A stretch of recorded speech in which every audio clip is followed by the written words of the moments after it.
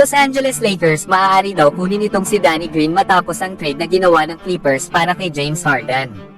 Na-wave kasi mga idol ng Sixers itong si Danny Green para magkaroon ng open roster spot ang mga bagong players nila. Kaya maaari daw kunin ng Lakers itong si Danny Green lalo at meron silang open roster spot. Na dati na nga rin itong naglaro sa Los Angeles Lakers kasama nila LeBron at Davis na manalo ng championship noong 2020.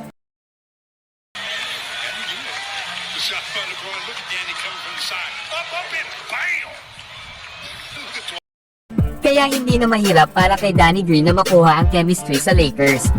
Kilala nga itong mga idol bilang isang maaasahang 3-and-D wing.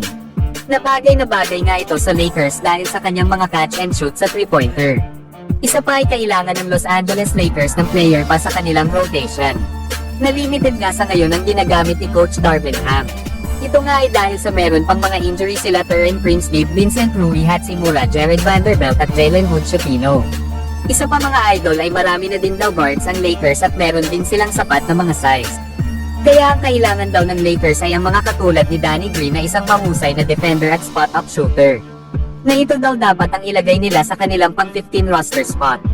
At sapat na din daw dito marahil ang 10 to 15 minutes per game. Pero kayo mga idol, ano ang masasabi nyo dito? Samantalang Christian Wood talagang gusto na may patunayan ngayong season.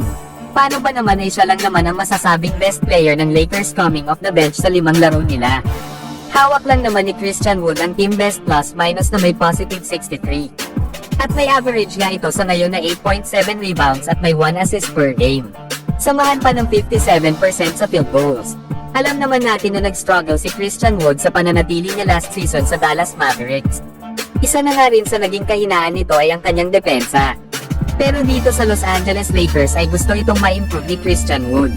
Na ito nga ang ipinapakita niya sa kada laro ng Lakers.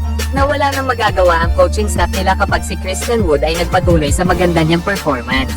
Kundi ang mas bigyan pa ito ng mas mahabang playing time. Lalo at nagustuhan nga ni Coach Darvin Ham ang 3 big lineup na ginamit niya kahapon sa likod nila Jackson Hayes, Christian Wood at Anthony Davis. Kaya naman na-outscore talaga ng Lakers ang Clippers kahapon sa last 4 minutes ng third quarter.